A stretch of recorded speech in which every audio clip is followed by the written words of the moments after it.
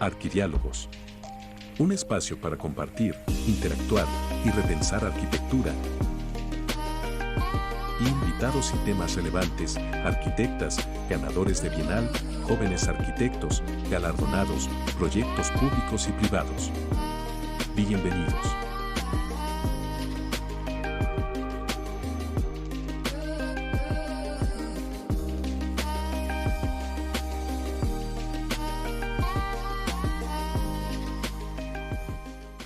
Hola, muy buenas tardes. Bienvenidos a este arquidiálogo, este 23 de marzo.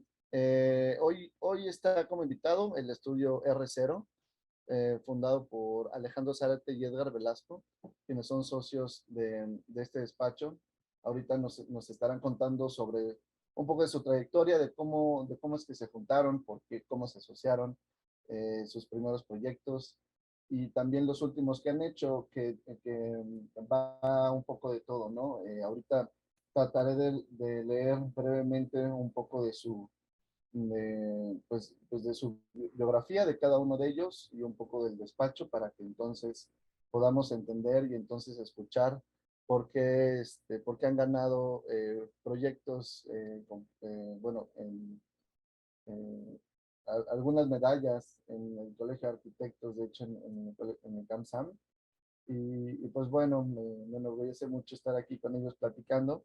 Y empiezo con Alejandro Zárate. Él es cofundador de R0 Studio. Es arquitecto por la Universidad Iberoamericana y maestro en urbanismo por la Universidad Nacional Autónoma de México, becario FONCA, de Jóvenes Creadores en el 2009 al 2010, con el proyecto de Flats Sociales, expuesto en el Museo Diego Rivera Nahuacalli. Ha sido crítico invitado de la UIA y de la UNAM, Universidad Iberoamericana.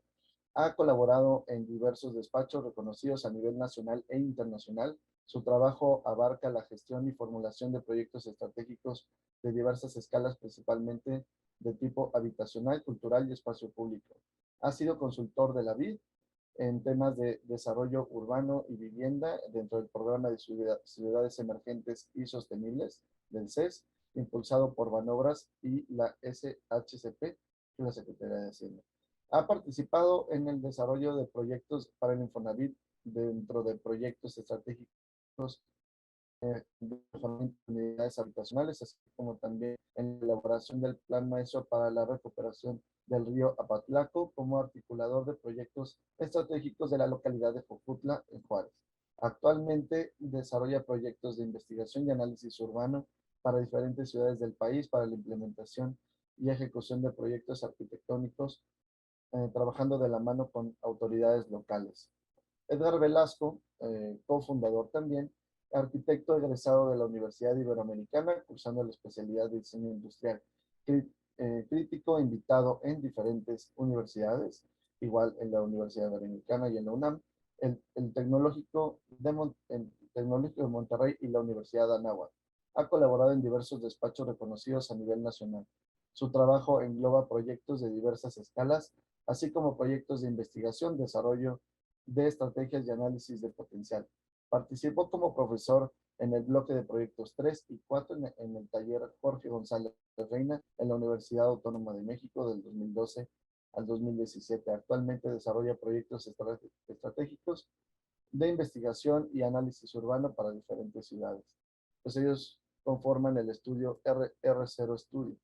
Y pues bueno, les doy la palabra para que nos cuenten un poco de su historia, de cómo se conocieron, cómo es que decidieron también asociarse, en qué año, para saber un poco de ustedes y después nos vamos con sus proyectos.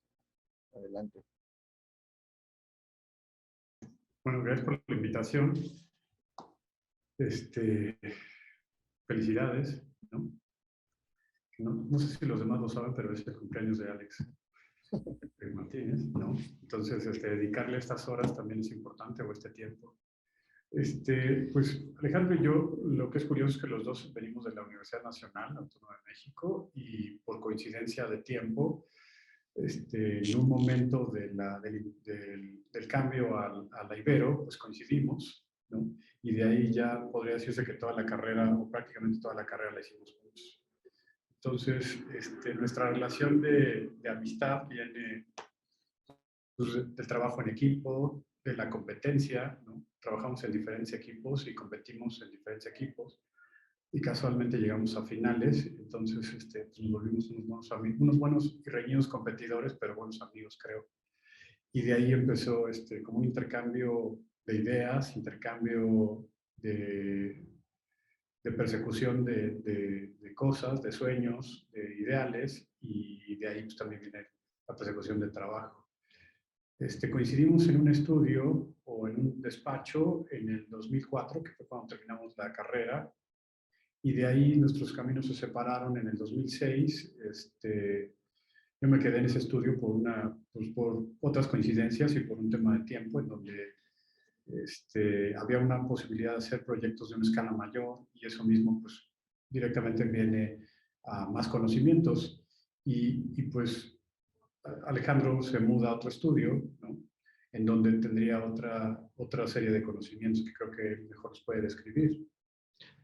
Sí, efectivamente, como lo comenta Edgar, pues esta relación y esta sociedad nace de la colaboración, ¿no? Y creo que eso también es muy importante una vez que sales de la escuela, pues empieza esta etapa pues, de formación profesional, donde pues de alguna manera a través de las colaboraciones pues se van construyendo no solamente amistades, sino se van viendo dónde hay áreas de oportunidad para poder ir colaborando juntos.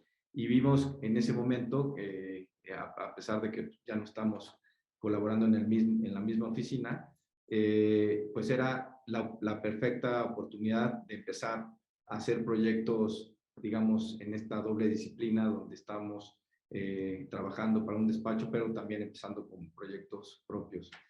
Entonces, en ese sentido, creemos que, bueno, pues de alguna manera es una etapa que pues, va tomando forma la vida profesional de cada arquitecto y, bueno, pues es algo natural, ¿no?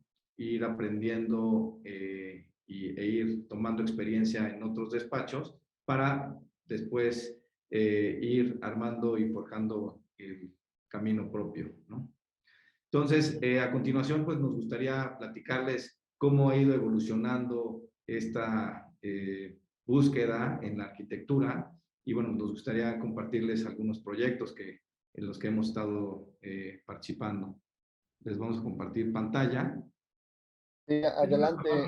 Antes de seguir, nada más me gustaría o sea, ser reiterativo en que los arquidiálogos, pues es una parte en donde podemos tener interacción con los cibernautas que están conectados ahorita en Facebook. En algún momento ya pasaremos a los arquidiálogos presenciales, pero hagan sus preguntas, comentarios, cualquier tipo de digamos, de inquietud, lo vamos a ir pasando a los arquitectos para que tengamos esta interacción. Antes de seguir, me gustaría que nos comentaran por qué R0, de dónde sale, y entonces ya seguimos con sus proyectos. Adelante. Ok. Hay una cosa que me gustaría hacer una pausa sobre el tema, una palabra que mencionaste que podría ser como si hubiera un universo de 5 palabras o de 4 palabras que pudiéramos decir que han orbitado en el desarrollo y en la relación de trabajo y amistad que tenemos Alejandro y yo, es los concursos, ¿no? Como les mencionaba, nos conocimos a través de los concursos. Él estaba en un equipo, yo estaba en otro equipo. Él hizo uno independiente, yo hice uno independiente, obviamente en la misma clase, y sacamos en la final, ¿no? Y de ahí empieza todo. Pero justo un profesor de las materias finales de la titulación, en algún cuestionamiento nos decía que los concursos, pues por un lado tienen esta particularidad de ponernos todos como en un mismo piso, ¿no? Y donde realmente lo que se nota o lo que demuestra una oficina es la capacidad tanto creativa, tanto de representación, de expresión, ¿no? Entonces el concurso ha sido un motor muy importante para nosotros, ¿no? Que era lo que mencionabas, tanto como para acceder a otro tipo de proyectos y a otra escala de proyectos. Eso es muy importante, porque también somos arquitectos pues consideramos que de oficio, no de herencia, ¿no? Ni de relaciones, ¿no? Entonces que a veces eso, o sea, no hay un nombre que nos precede, familiar, ni una fortuna que tampoco nos respalde. Entonces eso es un poco complicado en el medio. Pero bueno, entonces, ¿por qué R0? Dentro de las bromas que jamás pensamos que se fuera a transformar en algo tan temporal, ¿no? Pues viene el nombre. Todos los que están ahora de los 90s hacia acá o nuestra generación millennial, ¿no? Entonces puede ser que sea lo más ajeno, pero justo va en relación al tema de las regiones, de los, como existía el sistema PAL y NSTC o NTSC para las reproducciones, ¿no? Que eran por regiones de contenido. Entonces existen después las regiones 1, 2, 3, 4, creo, o 6, o 5 y 6 de lo que pasaba con los Blu-rays, y de ahí decíamos, bueno, pues es interesante qué pasa con las regiones. Entonces decíamos, ¿qué es lo que pasa con lo que es local? ¿Qué es lo que pasa con lo que es universal? ¿Qué es lo que pasa? O sea, este tema del conocimiento, y había un DVD que era región 0, ¿no? Entonces, tal vez no lo recuerden, pero estos reproductores tenían una región y el aparato coincidió, el dispositivo coincidía con la reproducción, y si tenías una región y otro aparato no podías leerlo, ¿no? Entonces a alguien se le ocurrió inventar los multiregión y ya podías leer muchas regiones, pero resulta que el CD R0, o región 0 más bien, era algo que se relacionaba con un punto de partida, con algo cultural, y eran CDs que tenían una disposición de comunicación que más bien el CD era universal, o Blu-ray, más bien este CD era universal. Entonces lo que podía hacer era que no importaba qué tipo de aparato, qué región fuera, lo podías reproducir. Entonces decíamos que era interesante que podrías mantener tu esencia local, pero podrías tener presencia en lo que fuera. Y pues ya, lo absurdo es que así como pasó el beta y el VHS en una temporalidad muy corta, los CD-ROOMs y las regiones 1, 2, 3, hasta X1000 tuvieron una temporalidad, y luego el Blu-ray le pasó lo mismo, ¿no? Y ahora pues es streaming y todo es lo que estamos haciendo justo ahorita, ¿no? Algo en una plataforma digital que es pues universal, y tal vez lo único que separa son los idiomas, ¿no? Y le puedes poner ahí seguramente en algunas de YouTube closed caption o subtítulos y asunto solucionado. De ahí viene el tema. Sí, sobre todo algo importante también, como ya lo mencionó también Edgar de manera rápida, estamos buscando un nombre que representara más a un colectivo, más que a dos arquitectos, ¿no? A un apellido, a una tradición familiar. Estábamos buscando más que le diera identidad a un colectivo en donde en realidad pues nosotros somos socios, pero de alguna manera pues estamos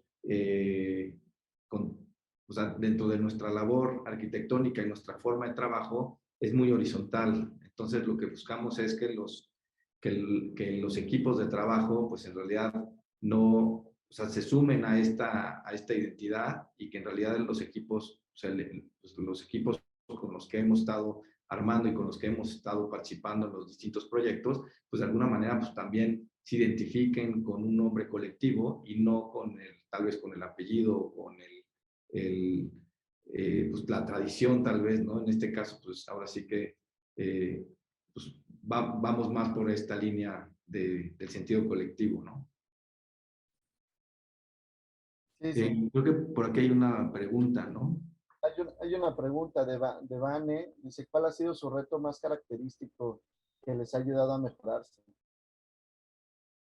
Pues creo que podría ser el hecho de ser mexicano, ser arquitecto en un país como México, representa un reto constante, ¿no? O sea, nosotros pertenecemos a la generación de los finales de los 70s, principios de los 80s, y llevamos 3 crisis, ¿no? Entonces, también algo que es peculiar en México, pues es, existe una normativa, existe un sistema de planeación, existe una estructura, pero la realidad es que todo el tiempo está cambiando, ¿no? También el tema de que seamos un país en vías de desarrollo, que es algo que no podemos negar, ¿no?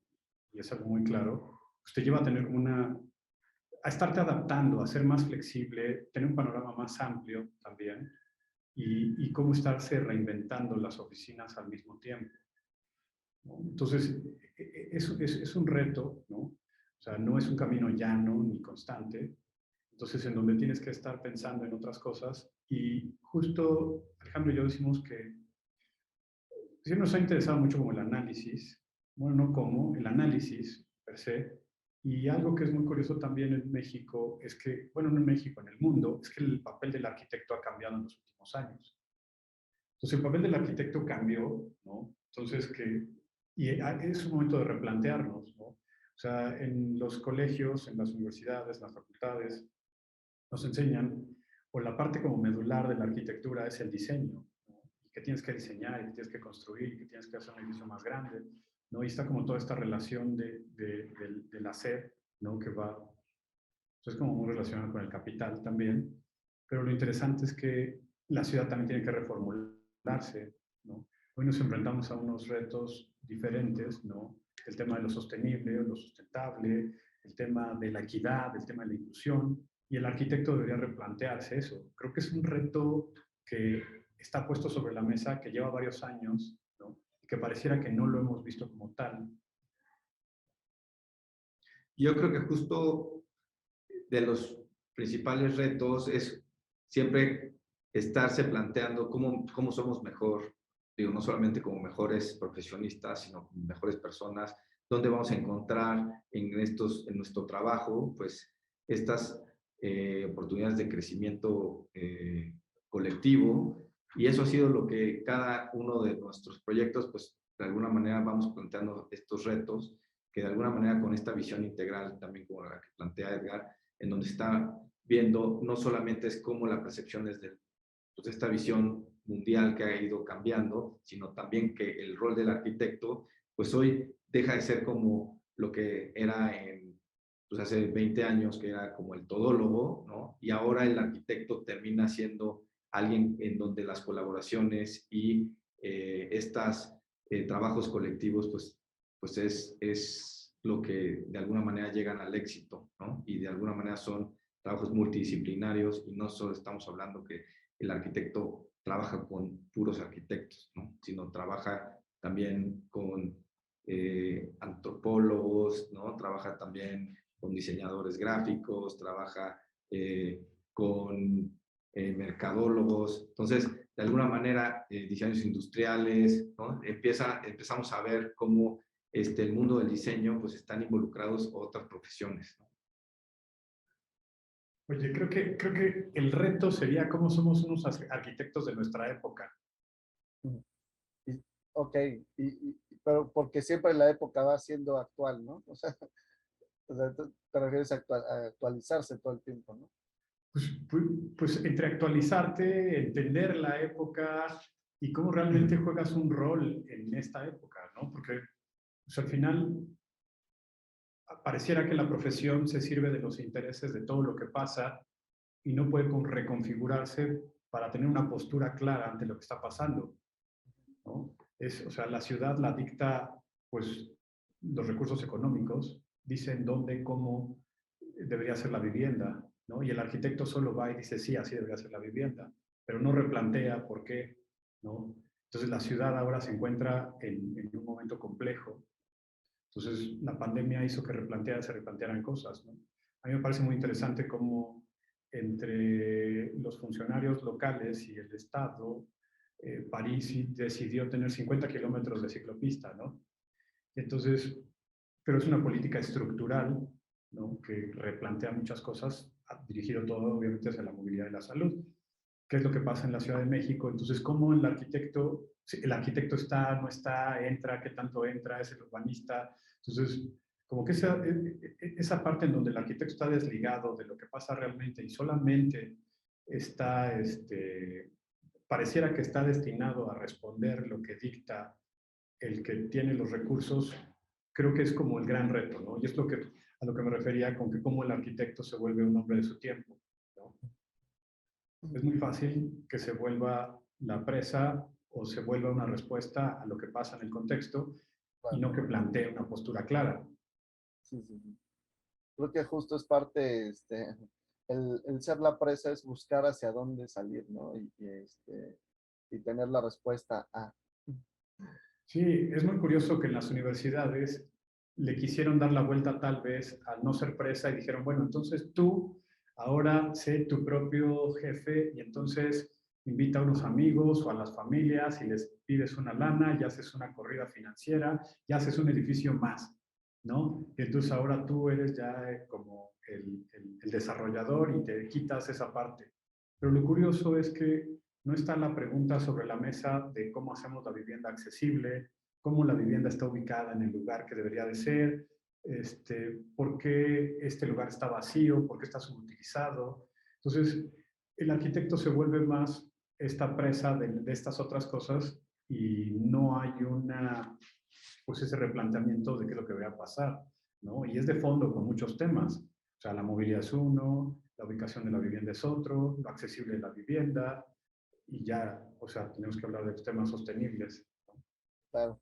Y para hablar de estos como temas un poco más de justo de proyecto, ¿por qué no nos van mostrando algunos de los proyectos que tienen, entiendo por ahí una presentación? Sí, Y sí, vamos, yo creo que igual y podríamos ir también contestando algunas de las preguntas, como para ir generando también este diálogo. sí, mira, La siguiente pregunta, digo, ahorita, a ver si lo están viendo. No sé si están viendo la presentación. no, aún no, pero mientras te la voy diciendo, Axel pregunta, ¿cuál sería la visión arquitectónica que los une y guía la elaboración de sus diferentes proyectos?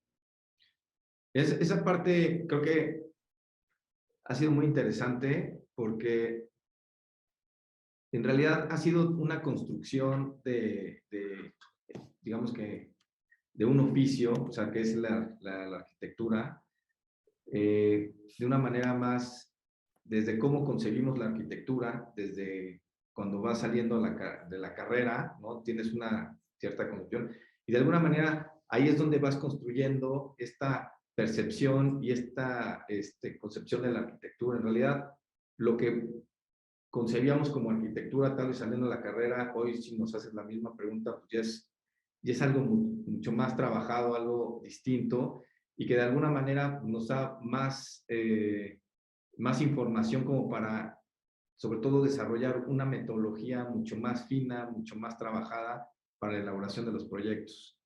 Digo, no sé si Edgar quiere ir platicando este proyecto que están viendo ahí en pantalla, que fue uno de los, pues fue la primera casa que hicimos. Sí, entonces, pues es interesante, ¿no? Lo que menciona Alejandro sobre el tema de, bueno, Sara, sino entre Alex Martínez y Sara, de lo que piensas al salir de la carrera y todo este discurso que se vuelve parte de tu personalidad y en el tiempo, ¿no? Entonces, bueno, esta casa es la primera, la queremos mucho pues, porque entre que la clienta es muy especial, pero especial de buena onda, de confiar en nosotros, de creer, de darnos mucha libertad. Es curioso, pero los arquitectos también hemos perdido como en el tiempo nuestro lugar tal vez en la sociedad, ¿no? O se ha ido diluyendo pues por que no entregamos a tiempo, porque decimos que va a costar 100 pesos y cuesta 200, si es que bien va, o cuesta 500, porque los límites de nuestro trabajo a veces son confusos y nosotros hemos permitido que sean confusos, ¿no? Pero entonces hemos logrado conseguir pues ese respeto y ese lugar, poder delimitar nuestros límites del trabajo con los clientes, ¿no? En donde nos creen. Entonces, perdón, pero esta casa, aparte de que la clienta tuvo mucha confianza con nosotros y se volvió una muy buena relación de diálogo, es una persona ya mayor. La idea que ella tenía es que estaba justo en el límite de jubilarse y decía que quería tener una casa afuera de la ciudad donde pudiera ahora pasar a la modalidad de consultoría, y entonces en la consultoría lo que iba a hacer es estar 4 días fuera de la ciudad y 3 regresar a la ciudad, y encontró un lugar increíble en una parte alta de un cerro que ve hacia el valle de Cuernavaca, el valle desde el lado de Jutepec, ¿no? Y pues ella llegó con un libro bajo el brazo, literal, ¿no? Aunque parezca canción, y decía que quería una casa estilo mexicano, ¿no? Entonces, es curioso que este estilo mexicano parece como estilo mexicano moderno, ¿no? Pero es una casa que al mismo tiempo es muy transparente y toda la idea era que siempre volteara a ver lo que pasaba en el paisaje. Y después de esta casa, que fue la primera, hicimos una rehabilitación de otra casa. Este es un buen amigo, ¿no? Esta persona es ingeniero y pasó por nosotros con varios proyectos. Y esta casa nos gusta mucho también porque era una casa familiar que, por azares del destino, él hereda y decide recuperarla, ¿no? Tuvo mucho éxito la casa y al final él quería la casa para recuperarla, rentarla y todo. Y pues, en el éxito pues, acabó vendiendo la casa, ¿no? Es un proyecto muy pequeño, creo que se saltó una imagen o dos. Sí, bueno, no sé qué pasó ahí. Como que está muy pesada la presentación y de repente se traba. Tiene ahí algo que dice que está pensando. Esta otra casa está en Santa Fe y no pasa la siguiente diapositiva. Ya. Está en Santa Fe.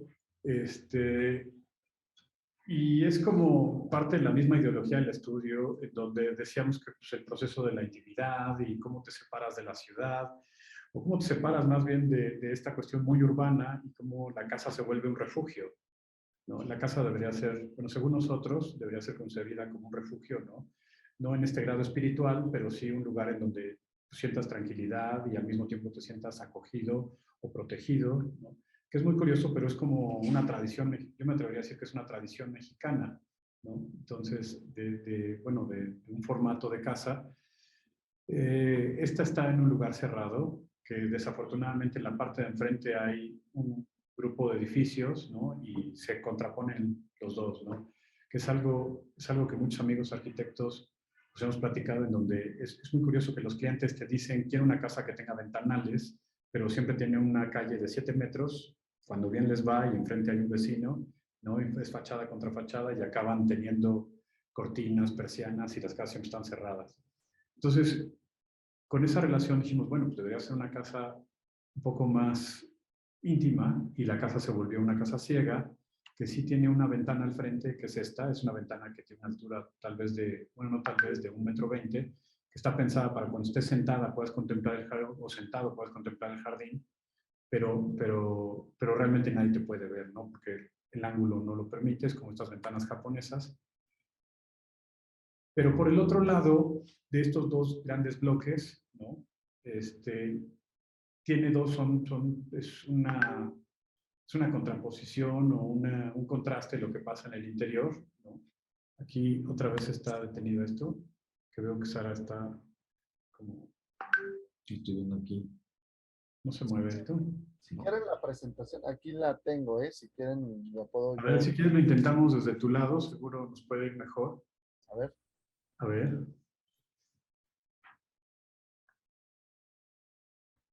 Ándale. Tú me dices, Si quieres, adelante. Sí. Bueno, este es el contraste que tiene la casa entre el exterior y el interior. Al interior es una casa muy abierta, ¿no? Toda la casa no la puedes ver de una ojeada, pero sí tiene una relación directa a lo que pasa entre los espacios públicos, ¿no?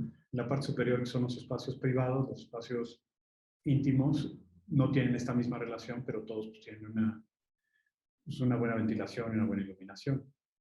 ¿Eso es un espejo de agua, es una fuente o...? Es un espejo de agua. Sí, es un espejo de agua que se rompe con un pequeño brote de agua, ¿no? Al centro. Y pues ya, esta casa la sorpresa que nos dio fue que los cristales, pues al final cuentan mucho, ¿no? Ese es como uno de los aprendizajes que tuvimos. Entonces, todo este tema de la transparencia que siempre o nos encanta o la odiamos, la podemos odiar, esta casa la enseñanza que nos dio es que el cristal cuenta muchísimo.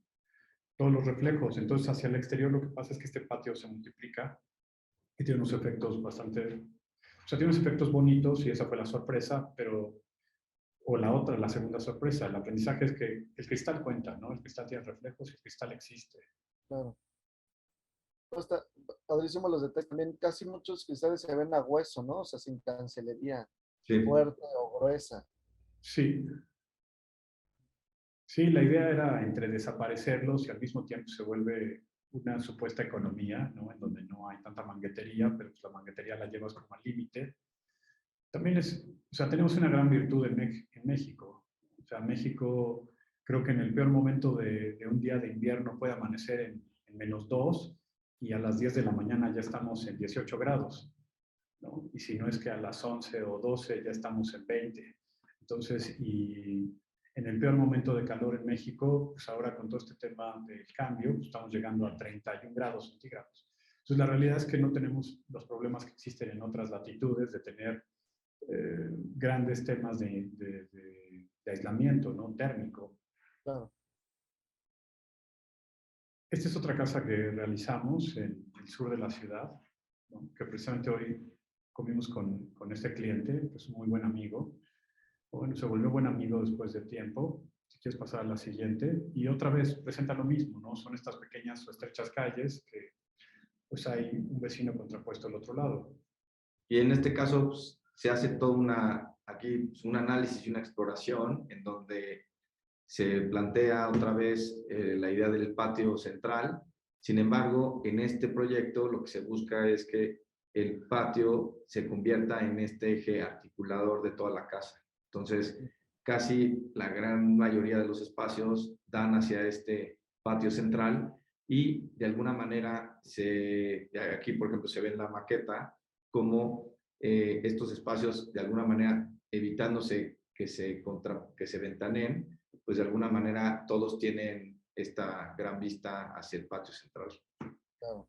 Y también el patio era un gran pretexto para darle sur. O sea, la orientación de este conjunto privilegiaba una, pues no una mala orientación, pero pues te daba todo al norte y podía ser una casa muy fría. O sea, el patio era el pretexto, pues, por un tema para que todo girara en ella, ¿no? Se vuelve este centro de rotación, pero también al mismo tiempo era cómo inyectar este calor a la casa, ¿no? Y equilibrar temperatura. Había un reglamento del conjunto que pedían que fuera todo en blanco. O sea, todas las casas de ahí son con un aplanado y tienen de estas pastas técnicas. Entonces, la única condición, o no condición, la única solicitud que le hacemos al gente, y como recomendación le decíamos, oye, deberíamos de tener una casa que fuera, pues, si no cero mantenimiento, casi cero mantenimiento. Vic García pregunta, a ver, aquí hay varias preguntas. Una de Bere. Cuando tienen diferencias de pensar en un proyecto, ¿cómo llegan a una idea de que los dos estén de acuerdo? Y hay otra. ¿Quieres que la respondamos en orden? Sí, en orden, para que no nos vayamos a saltar alguno. Mira, está Diana González que dice, ¿cuál ha sido tu proyecto más humano? Pues justo ese lo vamos a mostrar un poquito después. Yo creo que igual... O sea, creo que hay dos, ¿no? O sea, uno podría ser una vivienda mínima en un lugar muy complejo, que se la debemos a todas estas visiones que impulsó Piensa Sostenible y Carlos, y la otra es el espacio público, ¿no? Como que esas dos son como los dos extremos, y lo curioso es que una mide, o sea, lo construido hoy mide en 36,000 metros cuadrados, y la otra podría ser esta unidad básica que mide 25 metros, ¿no? Entonces, esos serían como los dos extremos de lo más humano que creo que, o que creemos que podemos haber hecho. Y el sentido social puede ser igual con el mismo potencial, ¿no? Exacto. Es que esa es la parte interesante. Cómo, de alguna manera, pues, el arquitecto se va involucrando con el proyecto y de alguna manera pues, se tiene que vincular con el usuario final. Y esa es la parte en donde pues, se convierte en una experiencia bastante enriquecedora, no solamente para el proyecto, sino también como persona, ¿no? A nosotros hemos tenido muchos aprendizajes ahí en estos procesos y la verdad ha sido algo que pues, también nos da como esta motivación para pues, poder pues, seguir buscando aprendizajes en otros proyectos, ¿no? Y seguir involucrándonos con, pues, más a fondo en los proyectos, de alguna manera, muchas veces poniendo por delante el bien y los intereses también del usuario final. Antes, tal vez, igual y de los intereses propios del arquitecto. Que Bueno, creemos, no, o sea, siempre, ¿no? O sea, siempre deberían estar por el frente de los arquitectos, de los intereses de los arquitectos. Si no, caeríamos en el discurso de lo bello por lo bello, ¿no? BRHC dice, cuando tienen diferencias de pensar en un proyecto, ¿cómo llegan a una idea que los dos estén de acuerdo? Sí hay un tema, cuando las oficinas son de dos personas, o sea, creo que la peor parte siempre es que sea de una sola persona, ¿no? Entonces no hay contrapeso, no hay alguien que amplíe la perspectiva. Cuando son dos, el tema democrático es muy complejo, pero lo que hacemos, o lo que hemos procurado hacer es que, más allá de una votación que podría ayudarnos un tercer socio, o la parte tiránica de ser egocéntrica de ser uno solo, o sea, creo que en esta visión de ser un equipo, tener una visión integral de las cosas y tener una visión horizontal de lo que pasa en el taller. O sea, al final me queda claro que es horizontal, aunque Sara y yo tomamos la última decisión o nos hacemos responsables de la última decisión, pero esta horizontalidad lo que ayuda es a que las ideas también tienen que ponerse a prueba. Ahí es donde los concursos nos han ayudado muchísimo, porque al final el tema el concurso, ¿cómo crees que es la mejor idea y por qué es la mejor idea? La tienes que poner a prueba. Y lo mismo pasa en el proyecto. En el proyecto hacemos 3, 4, 5 versiones que se discuten al interior y encontramos de qué manera siempre estar poniéndolas a prueba. Entonces, ya sea por tiempo, por economía, por la luz, por el acceso, por todas las posibles variables que te puedas ocurrir, ¿no? Entonces las ponemos a prueba. Entonces, o sea, alguna tiene que ser más bonita, una tiene que ser mejor, una tiene que ser más difícil de construirse, Entonces, todas estas cosas ayudan a decir, pues, cuál debería ser esta respuesta, ¿no? O sea, hay muchas respuestas, pero también hay algunas que son mejores. También tenemos que aprender como a dejar de ser necios en ese sentido y seguir un camino que les convenga a todos, o que nos convenga a todos y que nos guste. Eso va ligado también, creo que con la siguiente pregunta, con el que a qué se refiere con el deber hacer, ¿no? O sea, el deber, pues, tiene una relación directa con esto, ¿no? Con las respuestas adecuadas, el tiempo, los momentos. Entonces, el último concurso que hicimos, que sí ganamos, ¿no? Entonces ellos pedían una cantidad de área libre, nosotros creíamos que el proyecto tenía la posibilidad de aportar más área libre y al mismo tiempo con eso generar mejores espacios, tanto para el conjunto como para el usuario. Entonces, después de muchos ejercicios, logramos encontrar como ese equilibrio, ¿no? Y, por ejemplo, eso fue lo que hizo que ese proyecto fuera el mejor para nosotros.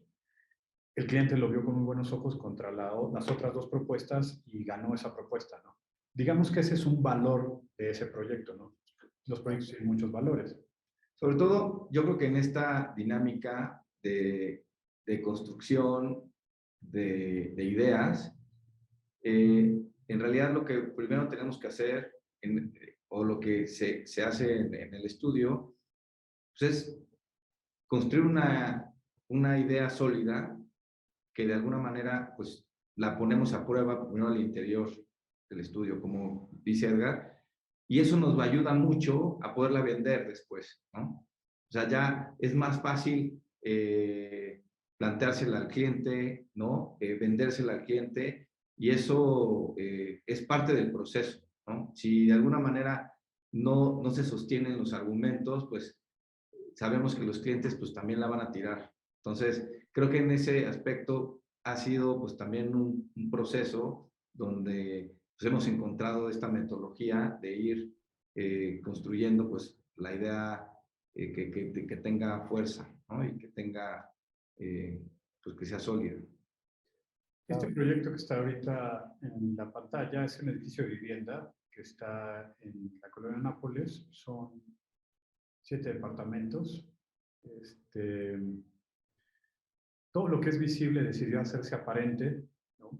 Y afortunadamente el cliente no solo le gustó, sino lo llevó a cabo en su creo que en su mejor versión, estaba ideado o estuvo ideado todo el tiempo para que fuera una vivienda en renta, en donde creo que la parte que más importante era para nosotros era como el área común y todo lo que conecta a los demás, bueno, a todas las áreas, ¿no?, del edificio. Entonces ahí se alcanza a ver ahorita es el patio central, ¿no?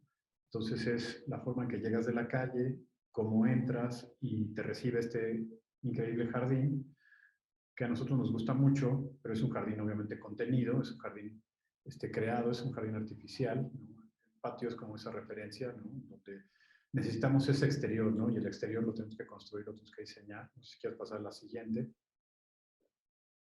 Esta es la parte justo del cubo, igual la siguiente. Entonces está este cristal, ¿no?, que es translúcido, entonces entre más te alejas menos puedes entender lo que pasa, pero tienes como estas pequeñas imágenes o grandes imágenes de una fronda verde, pero sin perder la privacidad de lo que pasa en el patio para los que ahí viven. Otra de las, no condiciones, pero solicitudes al cliente también fue, oye, este patio no se lo des a nadie, ¿no? Este patio quédatelo tú como edificio para que puedas mantener los árboles, para que puedas mantener la vegetación y al mismo tiempo para que no acabe siendo este patio de las bicicletas, el asador y a veces la ropa tendida. Más allá del control freak, que puede ser el espíritu de los arquitectos, pues también este espacio es común, ¿no? Es el espacio que es para todos, es un espacio que tú como dueño lo puedes cuidar, lo puedes mantener y que no pierda la esencia de lo que es el edificio. Sobre todo que muchos de los departamentos dan este patio y se convierte pues como en esta gran paisaje, ¿no?, que se ve de los departamentos. Claro. Es a donde voltean todos y justo donde no gana el negocio, ¿no? O sea, justo el inversionista o la persona obviamente puede cobrar casi el doble por tener un departamento con esta terraza y pues justo gana la arquitectura, ¿no? O sea, en donde va la estética y y la mejor vista para todos los que van a vivir ahí, ¿no? Que yo creo que justo lo que dices, Alex, es cierto, entendiendo que de alguna manera termina de armar la experiencia completa a todos los que visitan el edificio o los que viven dentro del edificio, ¿no? No se convierte como en un área privativa, en donde sí, de alguna manera le saca más el dueño del edificio. Sin embargo, la gente, o sea, vemos que hoy el éxito que tiene este edificio es de que pues la gente como les causa pues un asombro tener este espacio, porque la verdad es muy bonito y eso les gusta pues a la gente que vive ahí, ¿no? Y eso hace que pues también valoren el hecho de estar viviendo en un edificio ¿Qué quieres donde tenga siguiente? estas condiciones, ¿no? ¿Cómo logran, o sea, las imágenes que hemos visto y hasta ahorita las fotografías tienen una gran calidad en los acabados? ¿Siempre es con la misma empresa? ¿Cambian? O sea, ¿cómo llegan o cómo es que ustedes supervisan? ¿Cómo sucede que todo se vea tan bien hecho, ¿no? O sea, con muy buena calidad en la obra. Pues ese sí es un tema del control freak, ¿no? Entonces, algo que aprendimos en el proceso pues, del desarrollo en esta pregunta del reto es, los retos están en tienes el input del cliente, ¿no? Pero después tienes lo que tiene que costar, después tienes que tal vez va a haber un constructor que entiende o no entiende, y pues tienes todas las sorpresas de lo que pueda pasar en medio. Y si el arquitecto no es cuidadoso en el desarrollo de la información, pues al final va a llegar a las manos de alguien que cuando la ve, pues puede ponerlo de cabeza, al revés, arriba, o puede decidir que lo quiere de otra manera, ¿no? Entonces, la información que tienes que desarrollar tiene que ser lo suficientemente expresiva y clara para que lo puedan hacer así. Esa es una. Y la otra es, pues no puedes soltar el timón del barco. Entonces, la dirección arquitectónica tiene que estar presente, ¿no? Ahora sí que creo que a ti te queda claro cómo funciona la dirección arquitectónica, ¿no? Y cómo es la presencia de nosotros en la obra, ¿no? Entonces, al final, algunas de estas cosas sí hubo una maqueta 1 a 1, ¿no? Entonces, pues ya las personas que trabajan con nosotros llevan mucho tiempo y entonces recomiendas al mismo herrero, al mismo carpintero, al mismo que hace la pintura, ¿no? Oye, este hombre es increíble para esto y le hablas y dices, oye, necesito que me hagas una muestra de cómo debería hacer esto para que la vea el cliente, ¿no? Y que el cliente diga, oye, pues sí me gusta o no me gusta. Que también la otra parte a la que nos enfrentamos es que los arquitectos tienen, pues nos educan para trabajar con el espacio y con la materia, ¿no? Entonces, tú entiendes lo que puede hacer la materia o lo que podemos hacer con ella, qué es lo que pasa, cómo delimitas, cómo extruyes, qué generas con estos temas espaciales, cómo lo contienes, hacia dónde ve, ¿no?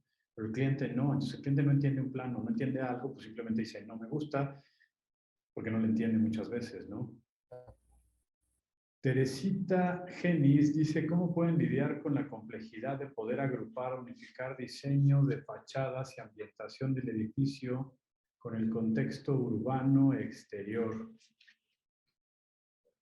Y creo que Sara la quiere responder, lo vi entusiasta. No, pues justo ese fue el reto de que tenía este edificio, que en realidad, de alguna manera, dentro de la fachada, bueno, que se alcanzó a ver al principio del proyecto, pues era un poco como entender cómo podemos jugar con una celosía para un poco cuidar como este ventaneo entre los edificios, porque de alguna manera este es un edificio que se encuentra, pues, digamos, en una zona donde pues, es densa y pues, hay muchos edificios en la misma calle y la calle es estrecha. Y de alguna manera lo que estamos buscando es, por eso a través de este patio, encontrar también una respuesta distinta a lo que se veía en toda la calle, ¿no? Que era este ventaneo, falta de privacidad, donde no hay o sea, pocos árboles y que de alguna manera lo que se estaba buscando es que a través de esta celosía fungiera como un filtro donde de alguna manera le diera más privacidad sobre todo a las habitaciones que estaban y a las áreas, a la sala comedor que estaban, y abrirnos huecos para que tuviéramos como esta vista más franca. Y en realidad esta es una fachada norte, entonces en realidad no le pega el sol y lo que funciona más esta celosía es como un buffer porque tiene este balcón con la celosía integrada que de alguna manera se convierte como un filtro donde hoy tiene algunas plantas y bueno, tiene unos barandales y estos huecos donde la gente se puede asomar, ¿no? Entonces, en realidad ese es como una especie de tratamiento que se estuvo buscando a través de este diseño. Hoy, por ejemplo, toda esa jardinera que está arriba, pues ya se desborda del edificio, ya se desbordó del edificio y también le da un look más, menos domesticado, ¿no? Toda esa vegetación que está en la parte de arriba. Y lo que también buscamos es ampliar un poco este tema del espacio al frente del acceso del edificio. Pusimos una banca, ¿no? Para que la gente pues, se pudiera sentar, no importa que fuera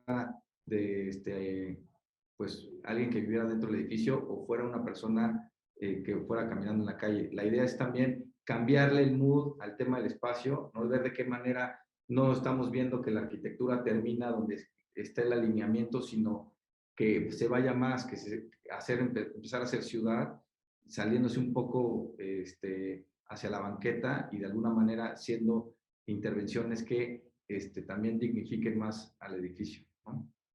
Claro. Oye, hay otra pregunta que creo que va por ahí. ¿Cuál sería un buen aislamiento? Ya. La verdad es que en México los buenos materiales son un buen aislamiento, ¿no? O sea, podría invertir alguien más, obviamente que dependería de dónde viva o las condiciones del edificio o la casa, pues en unas mejores ventanas. Pero la realidad es que los materiales como estos tabiques, ¿no? O sea, estábamos hablando hace rato que la diferencia de temperatura en México es muy poca. La verdad es que vivimos en un clima muy amable, entonces eso hace que los aislamientos no necesiten ser tan especializados.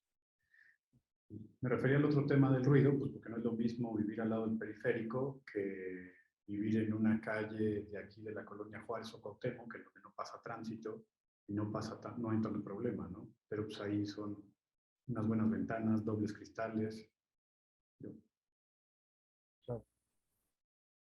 Este es un edificio de departamentos en la colonia Benito Juárez, no, en la alcaldía Benito Juárez, pero es, ¿cómo se llama la colonia? La colonia del Valle, ¿no? Ah, la del Valle, sí. El Valle. Sí. Nos pidieron un edificio que fuera muy sencillo y económico, ¿no? Entonces empezamos a hacer juegos ya en otro proyecto que teníamos en el centro histórico con el tabique Nova Ceramic o con cualquiera de esos tabiques extruidos como material industrializado en donde puedes jugar con él y llevarlo a que cubra todas las esquinas y lo bonito que tiene es que parecen volúmenes completos, ¿no? Entonces los castillos los puedes echar por dentro. El único límite que tiene es que solamente puedes llegar a 4 niveles. Ya después del quinto, estructuralmente se vuelven edificios más complejos. Entonces, los 4 niveles es un muy buen número para que las losas puedan quedar limpias, porque la estructura cabe en un paquete de viguetas y bovedillas, y los muros igual. No sé si quieres darle para adelante. Entonces, son los diagramas de cómo podría ser. Entonces, pues, el juego era que toda la herrería fuera del mismo color que el edificio, ¿no? El cliente aquí tomó la decisión de que en lugar de que fueran estos tabiques extruidos de un solo color, quiso estos que fueran como de papel tapiz de Navidad, ¿no? Seguro lo han visto estos papeles navideños, ¿no? Que son increíbles, que figuran un muro de tabique.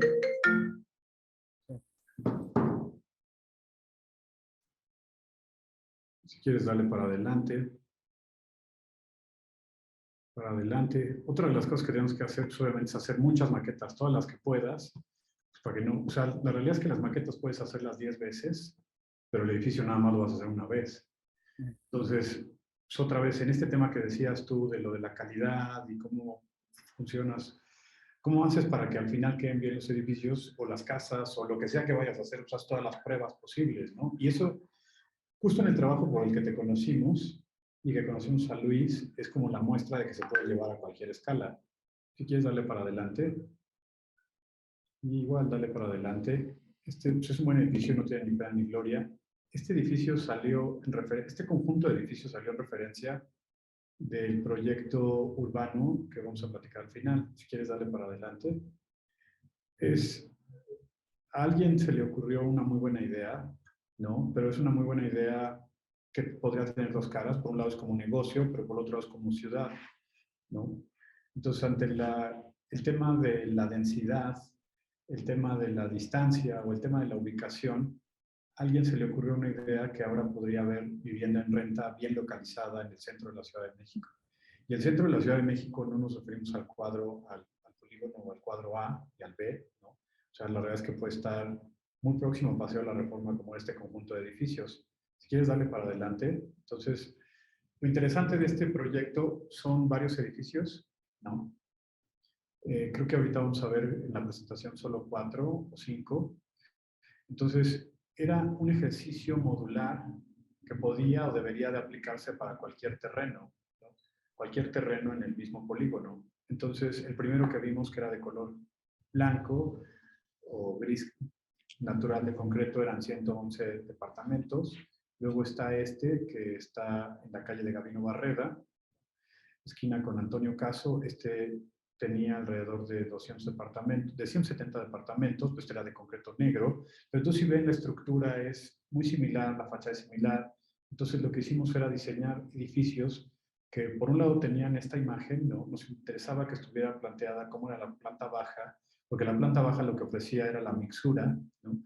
De otros servicios que podían complementar al mismo edificio, ¿no? Entonces estos servicios podrían ser desde la tintorería, el gimnasio, el café, y funcionar en relación con los otros edificios para seguir ofreciendo servicios. Si ven las plantas o si ven los diagramas, no tienen sótanos, o tienen un solo sótano. La idea es que fueran edificios muy sencillos, en donde la mayor parte fueran estacionamientos para bicicleta, pensando que tienes el Metrobús a 2 calles, que tienes el metro a 5 calles o a 6 calles, y que tienes la bicicleta para que puedas de ahí a Reforma a Chapultepec, haces 15 minutos en bicicleta. Entonces, en ese sentido, estos edificios tenían esta oferta para un grupo de población que necesita estar bien ubicado y que puedes ir a trabajar donde sea o que puedes estudiar, ¿no?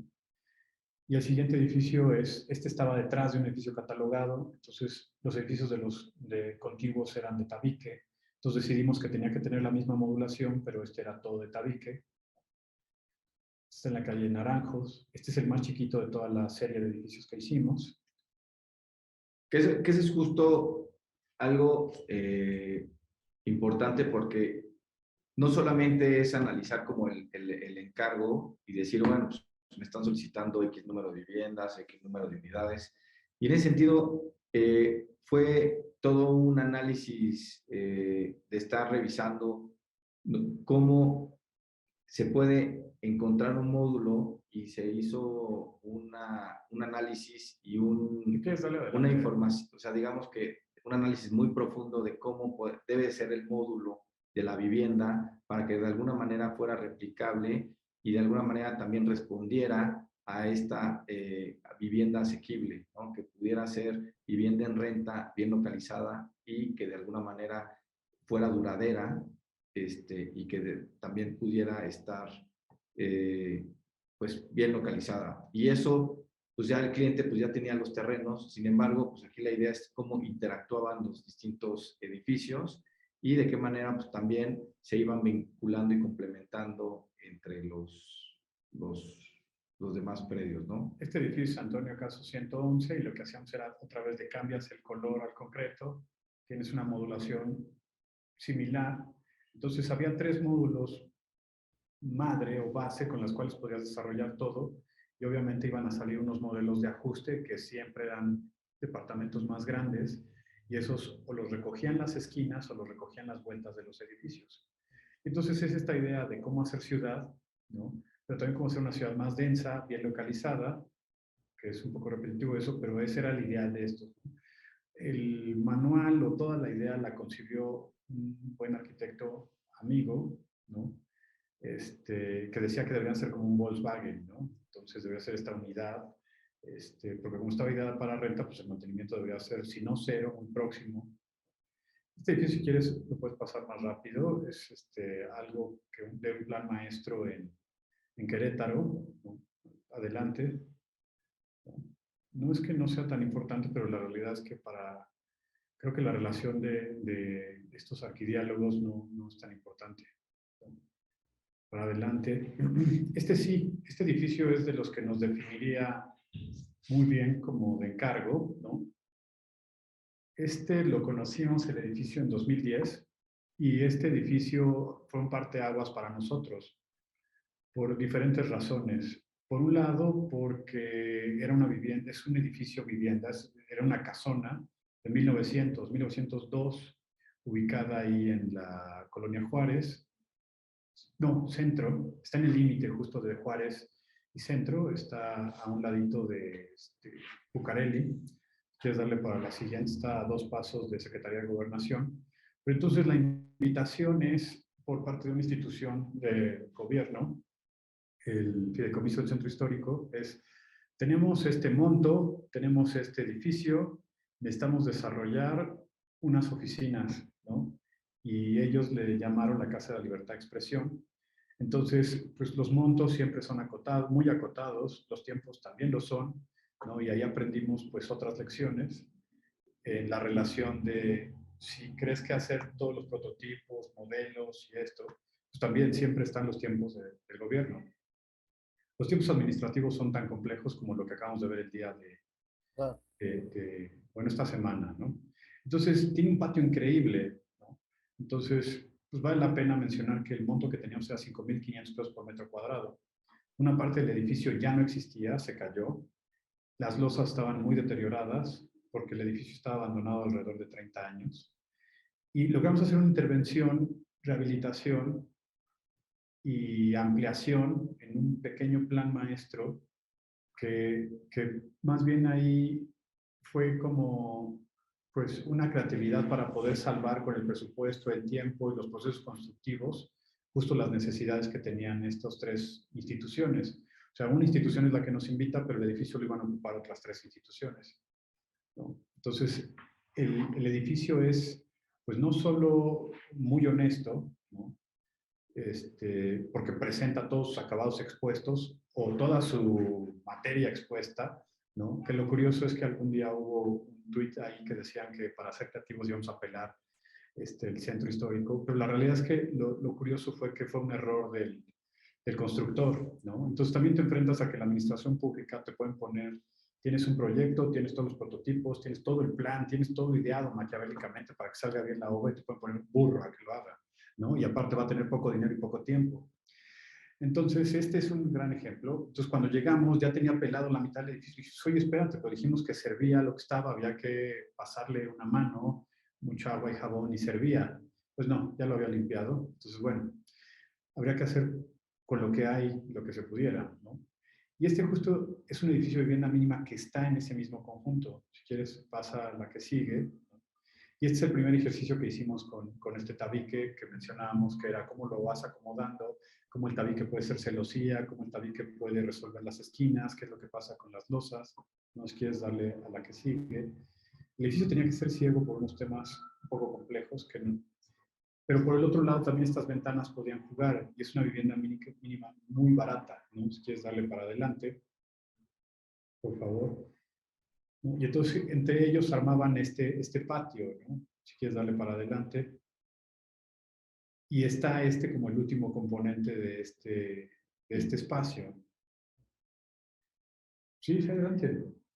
Aquí justo la idea era terminar de armar el conjunto, no solamente con la preexistencia y con la rehabilitación del el edificio, pues que tenía como este valor patrimonial, y de alguna manera se complementaba con la vivienda, y después salió un edificio más de un auditorio, ¿no? Que es el que se está viendo ahorita en la imagen.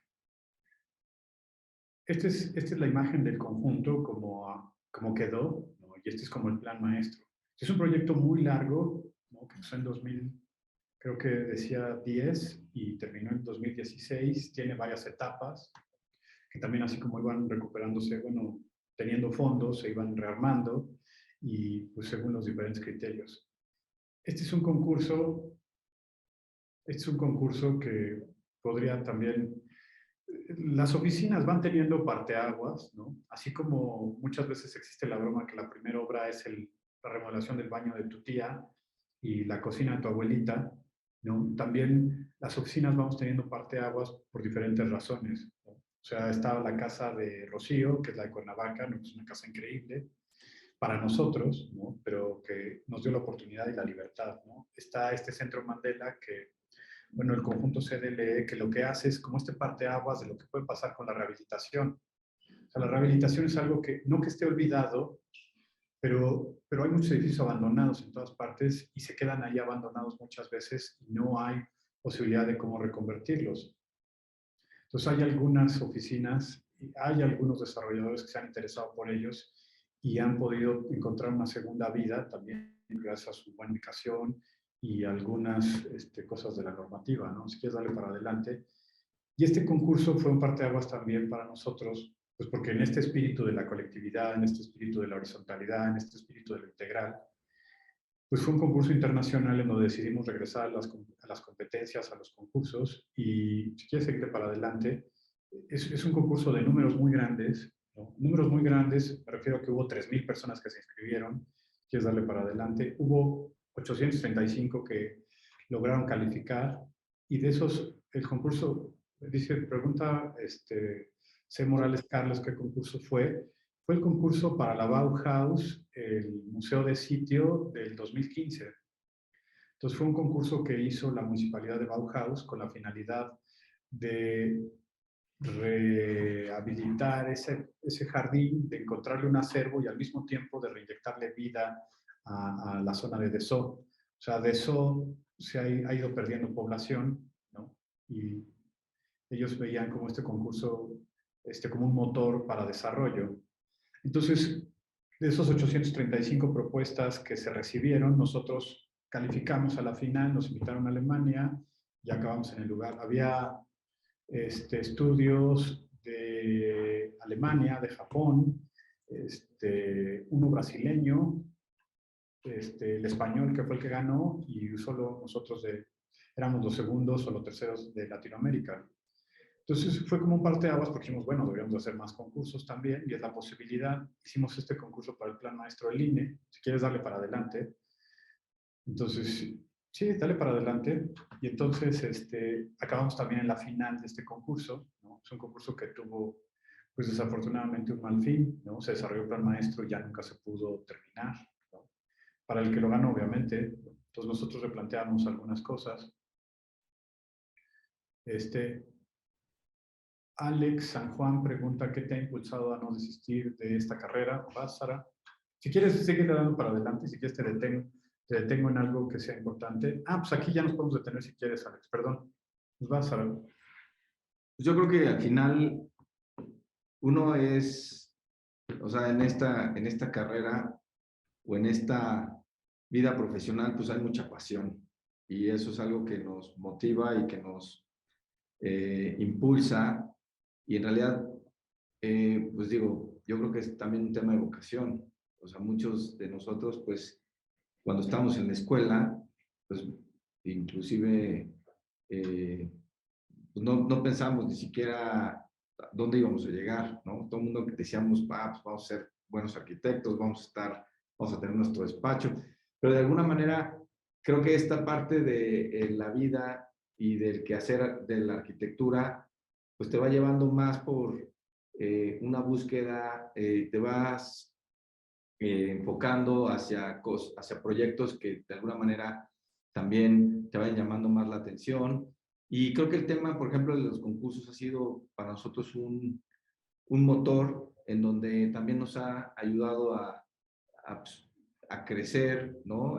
Profesionalmente y de alguna manera ejercitar este músculo pues de estar arriesgando y apostando en cierta forma, pues tiempo y pues también son recursos, ¿no? Que también son finitos, ¿no? Que de alguna manera, pues sabemos que son como eslabones, ¿no? Sabemos que un proyecto pues tendría que estar trayendo otro proyecto y estar trayendo otro proyecto y de alguna manera así es como vemos este ejercicio, donde sabemos que el objetivo sí es llegar a materializar de la mejor forma un proyecto, pero también pensando en que eso va a traer otro proyecto, ¿no? Y si lo vemos como una cadena que va a estar jalando más cosas y que de alguna manera nos lleva a nuevos retos, pues en realidad nunca vas a tirar la toalla, ¿no? Porque sabes que viene otra cosa. Y esa es la parte que te tienes que preparar y bueno, nosotros pues, lo estamos haciendo, pues de qué manera, pues hacemos esta retrospectiva de, bueno, qué nos falló, ¿no? Siempre en este caso de los concursos, se hacen un esquema, una metodología de postmortem donde se analiza qué falló, qué nos salió bien, qué podemos mejorar, dónde no, pues donde no se logró el objetivo, ¿no? Y también entendiendo que el resultado, que no sea el ganador, porque muchas veces los concursos son también volados, ¿no? Que esté satisfecho con el resultado final, ¿no? Eso, de alguna manera, no solamente genera aprendizaje, sino también, pues, genera conocimiento, ¿no? Y eso también te va planteando nuevos retos hacia el futuro, ¿no? Yo creo que eso también ahorita lo va a platicar Edgar en No, este tanto en su proyecto. oficina, o sea, en los proyectos que llevan, que les llegan por cliente, por recomendación, ¿qué porcentaje, se puede decir así, están dedicando, destinando tiempo y tal vez gente, ustedes de su mismo tiempo, a los concursos? Ya que, como bien comentan, pues han sido también una historia desde que se conocieron en un concurso, después han seguido en concursos, han ganado bastantes concursos, entonces a diferencia de otros despachos que son o parecen ser muy escépticos de los concursos por X o Y razón, pero pues deciden a veces no entrar, ¿no? O sea, ¿qué les invita? Y también, no sé, como para los que lo están viendo, ¿cuáles son los pluses de sí seguir estando en concursos, aunque sea un concurso del otro lado del mundo, ¿no? Como ya lo han hecho. Bueno, mira, de estos ejercicios que nosotros le llamamos la búsqueda, que también va relacionado, tanto va relacionado con la pregunta de Alex San Juan como con lo que tú mencionas, es que es lo que platicamos sobre Raúl Acevedo, que fue este maestro de el penúltimo semestre de la carrera, del área de la parte de titulación. Los concursos tienen muchas ventajas, ¿no? Por un lado aunque existe un cliente y existe un programa, también no existe quien te diga tiene que tener tejas, columnas doradas, un pórtico con caballos, no sé. Existen unas reglas básicas que podrían ser el reto y por el otro lado, que podrían ser el reto, pero también son como esta guía para que para que tú tengas una base con qué diseñar y con qué estructurar tu propuesta. Tienes un monto, tienes un tiempo, pero tiene toda la libertad para que tú puedas diseñar, pensar y generar una narrativa, ¿no? Entonces, lo que va ligado a esta pregunta también es que justo hicimos creo que 6 concursos entre finales del 2015 y principios del 2016, y de ese número de concursos llegamos a 4 finales y 2 los ganamos. Este concurso, justo lo que pensamos sobre el paseo, cuando se hace la convocatoria y presentan las bases y vemos la estructura, o sea, el concurso se veía bien estructurado, era claro, los límites, los tiempos, todo tenía una buena estructura. También sobre eso tenemos que hacer análisis, si no, entonces empiezas a apostarle a todos los concursos y la realidad es que hay concursos muy malos, hay concursos que no tienen la estructura y hay concursos que no se les ve ni pies ni cabeza y entonces pues eso da mal sabor, ¿no? Y la verdad es que si no tiene una buena estructura, ¿cómo puede hacer un concurso que no sé si se va a realizar, ¿no? Entonces, está en un lugar increíble, ¿no? Casi en la intersección o en la intersección entre insurgencia y reforma. Entonces, es como este apéndice que podría pertenecer a uno o pertenecer al otro. Por otro lado, tiene este carácter como nuclear de estar entre la San Rafael, la Cuauhtémoc, la Juárez, la Tabacalera, o sea, es un axis de muchas cosas que pasan ahí. Y es un lugar que pues, pues sus características originales, ¿no? Entonces, y perdiendo por el abandono, el deterioro, todas estas cosas. Entonces, se volvía la barrera, la frontera de lo que pasaba entre los diferentes barrios en lugar de unirlos. Pues porque su topografía, su estructura y las mismas cuestiones sociales o lo que pasaba ahí fue generando esto, ¿no? Entonces, cuando te das cuenta que pasan unas condiciones en las cuales ya te sientes inseguro, pierde permeabilidad, pierde visibilidad y pierde accesibilidad, pues ya se desconecta, ¿no? Pero también es como esta parte de pensar en un espacio que tenga que pertenecer a su tiempo, ¿no? Pertenecer a su tiempo, porque ahora los espacios deberían ser inclusivos, deberían tener perspectiva de género, deberían ser accesibles. Entonces, este espacio ya no tenía esas condiciones. Si quieres pasar a la otra. Entonces, pues justo lo que presentamos de propuesta era cómo este lugar podía ser accesible, incluyente, con perspectiva de género, y al mismo tiempo volverse un referente de conectividad entre estas dos escalas, ¿no? Si vieron la lámina primera o la segunda, perdón, tenía unos diámetros o unos radios ahí que hacían referencia a lo peatonal y a lo ciclista, en donde llegaba casi hasta Chapultepec. Entonces, este lugar, pues, en realidad tiene esta vocación de que lo que pasa sobre Reforma en los días ciclistas, pues la verdad es que aquí pueden venirse actividades, ¿no? Tal vez no lo que pasa justo hoy en esta plaza, ¿no? Que tiene ya algo ahí que se volvió una gran frontera, pero el espacio se volvió como esta relación con las plazas que México tiene desde la época prehispánica, ¿no? en donde puedes llegar por estas esquinas, ¿no? En donde puede ser accesible. Entonces se volvieron unas grandes rampas. Este espacio de aquí, decíamos que, o sea, tiene estas helicoides que interrumpen la continuidad de los dos, pero ¿qué pasaba si se volvían estas grandes escalinatas? Justo así las presentamos en el concurso. Pues también nos gusta la primera imagen, porque la primera imagen se parece mucho a lo que pasó ya en el proceso de la obra. Y entonces decíamos, estas escalinatas nos recuerdan a las escalinatas que están en la Ibero, nos recuerdan a los escalones que están afuera de la Facultad de Arquitectura. Entonces se vuelven estos grandes lugares de reunión, que es lo que pasa fuera del Auditorio Nacional, ¿no? La delegación Cuauhtémoc. La delegación Cuauhtémoc. Entonces se volvió este espacio que transformaba cómo era la unión entre los dos, y de los grandes eventos o de las grandes situaciones que hemos visto, Alejandro y yo, en las diferentes visitas, hay ahora ahí duelos de rap, se volvieron los lugares donde entrenan los chambelanes, donde entrenan las quinceañeras, donde hay las batallas de rap, ¿no? Entonces, han sucedido muchas cosas interesantes. Bandas de guerra.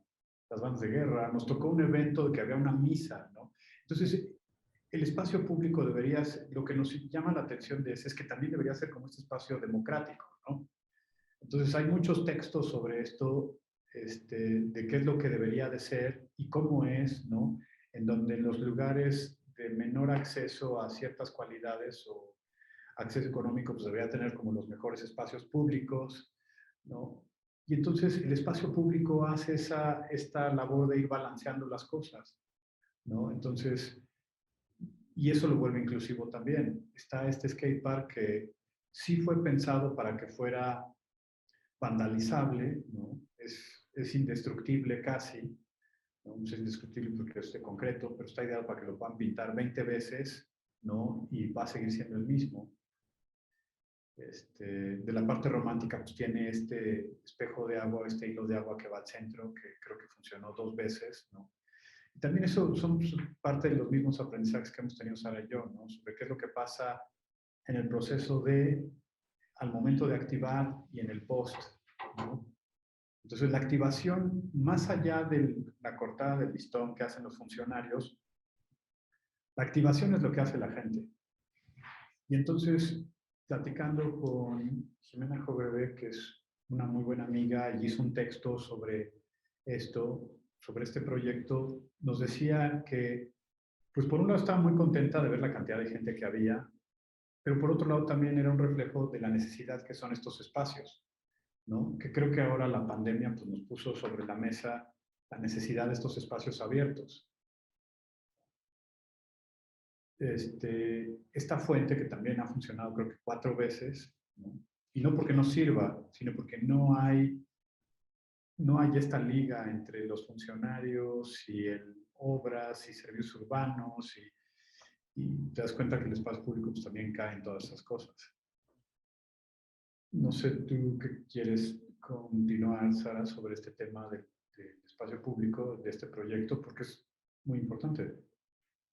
Pues un poco también complementando y haciendo un poco como un análisis de lo que les hemos presentado, se han dado cuenta que lo que hicimos fue ir mostrando distintas escalas de los proyectos, ¿no? Y eso ha sido también todo un reto, que ha sido también encontrar cómo dentro de la misma profesión existe distintas escalas en donde pues ha sido todo,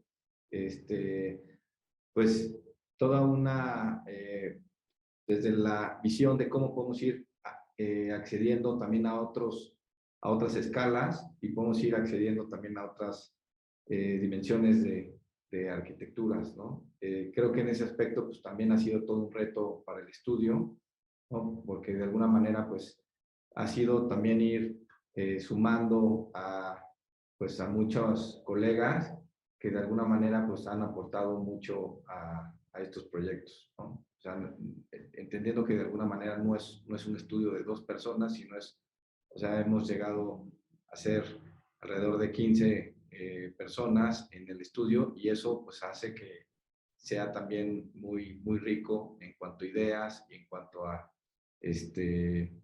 pues a poder resolver estos retos de cambio de escala, ¿no?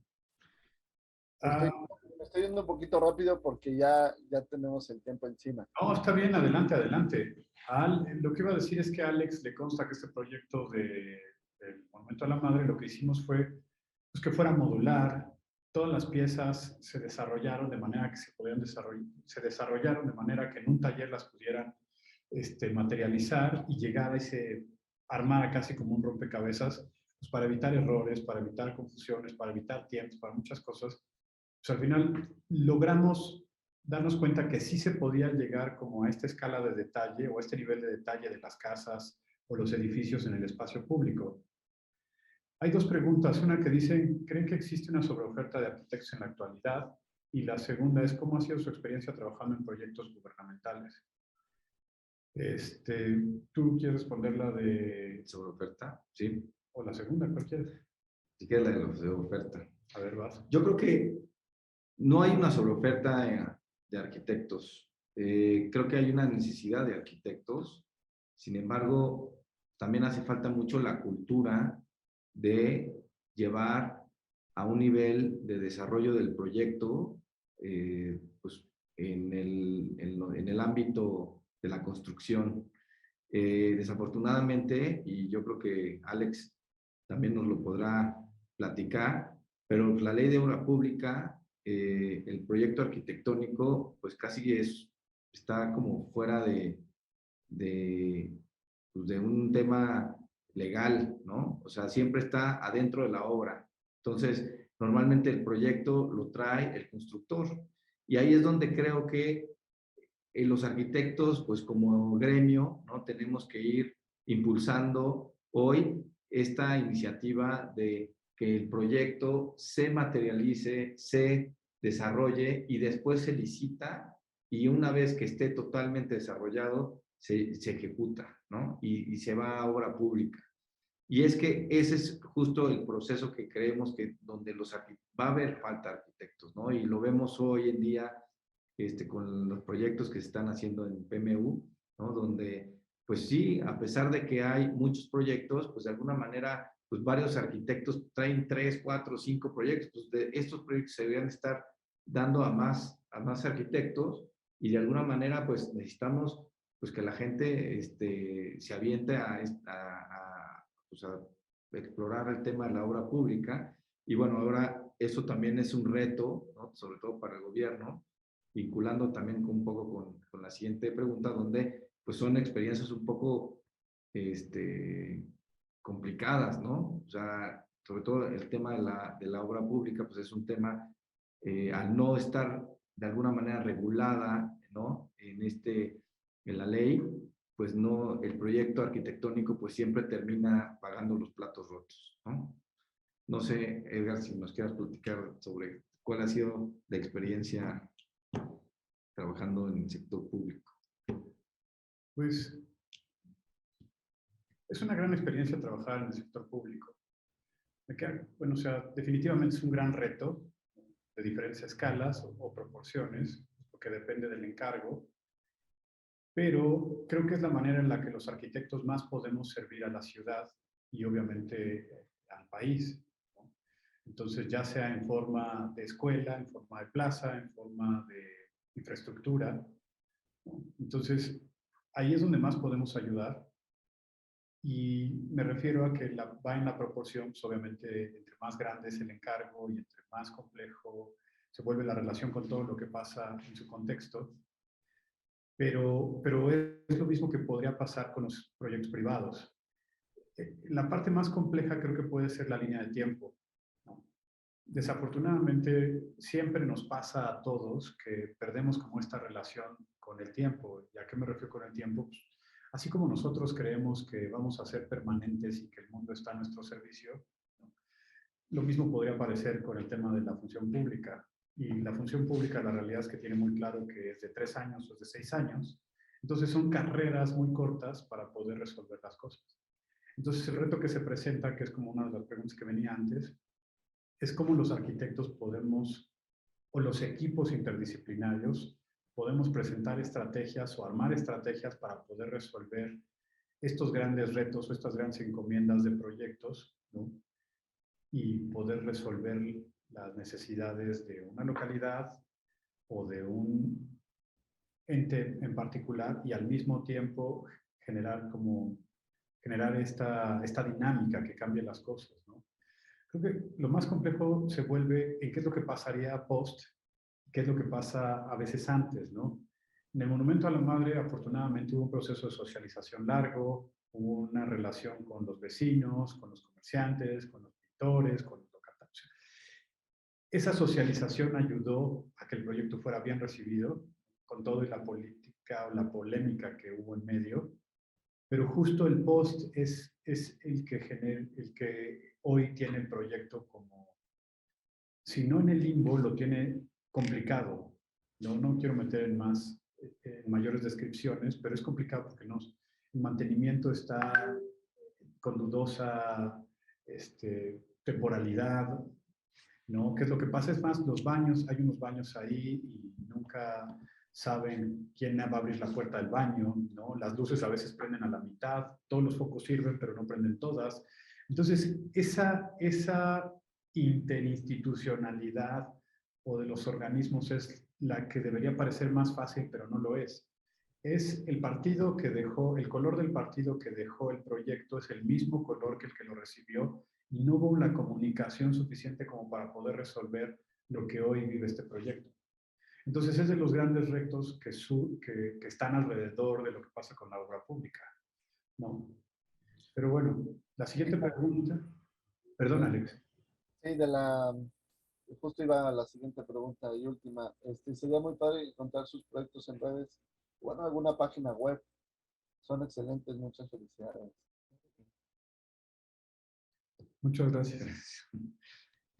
¿Qué más, Alex? Pues primero, ya tenemos que cerrar. Antes de que me den o nos den la última retro y últimos comentarios, pues agradecerles de haber estado aquí, de haber compartido sus proyectos con ustedes. La verdad son bastante relevantes y creo que sí sería bueno pues que estén un poco más pues en redes sociales, que la gente los pueda pues, seguir, buscar.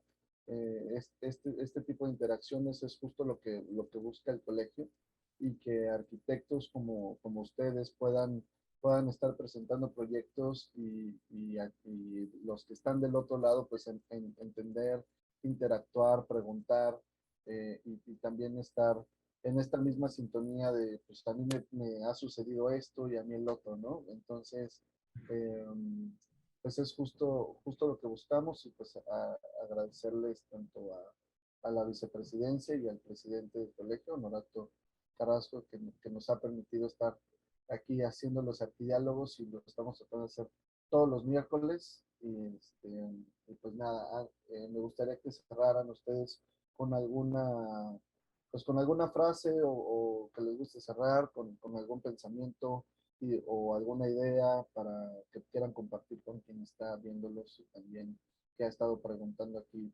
con sus proyectos. Oye, qué difícil misión, ¿no? O sea, creo que, no sé qué opine Sara, pero de lo que más hemos discutido desde que nos conocemos es sobre cómo ser los personajes de nuestro momento, ¿no? Y no personajes alguien relevante, ¿no? O sea, sino cómo ser personas de nuestro tiempo, profesionistas, responsables. Creo que sería algo con lo que, al menos de mi lado, me gustaría cerrar, ¿no? No sé, ¿tú qué opinas? Sí, sobre todo, yo creo que ha sido pues, algo importante es entender que sí hay pues, un compromiso de alguna manera con la arquitectura, ¿no? Pero de alguna manera lo que platicamos también hace unos momentos de la vinculación que ha existido con los clientes nos ha permitido como entender más esta profesión como una oportunidad pues de estar construyendo pues también nuestra vida personal, ¿no? Pues, alimentados de muchas experiencias, y que eso pues también hace que pues no tiremos la toalla, y que también sigamos persiguiendo pues, nuevos retos dentro del quehacer de la arquitectura, ¿no? Y eso es lo que nos ha ido motivando poco a poco, e invitar a la gente a que pues, de alguna manera pues persiga también sus sueños en ese sentido, ¿no? Porque pues normalmente en este sentido, pues uno va buscando siempre nuevos retos y pues de alguna manera cuando los va viendo que los va alcanzando, pues uno se va exigiendo y se va pidiendo más. Entonces creo que eso también es importante. Y bueno, pues agradecerles muchísimo la invitación a este espacio, ¿no? En realidad creemos que, pues, que este vínculo con el colegio pues, es importantísimo, ¿no? También nosotros creemos que esto tiene que ser una construcción desde la profesión, el colegio, las universidades, y de alguna manera ir fortaleciendo el gremio, que también hace falta mucho esta visión colectiva, ¿no? Donde no nos veamos tal vez como competencia, que nos veamos más como colegas, que nos veamos más como un frente y como una sociedad civil organizada, que eso es el Colegio de Arquitectos, en donde podemos estar impulsando iniciativas y podamos estar también defendiendo pues, los derechos de los arquitectos, ¿no? Exactamente. Pues muchas gracias por estos comentarios y como bien decían, también la parte del entender al otro no solo en la colectividad de otras profesiones, sino dentro de los mismos arquitectos. Por ejemplo, a veces le echamos la culpa a quien hace la obra, pero hay muchos que nos están viendo y que son los que hacen la obra, ¿no? Y que son los que les toca estar como residente y estar ahí chambeándole también. Entonces, justo nos ayuda para tener esta retroalimentación del entender por qué piensan y el otro arquitecto que es proyectista, el otro que es residente o supervisión, el otro que está haciendo los planos de detalle por parte de la constructora.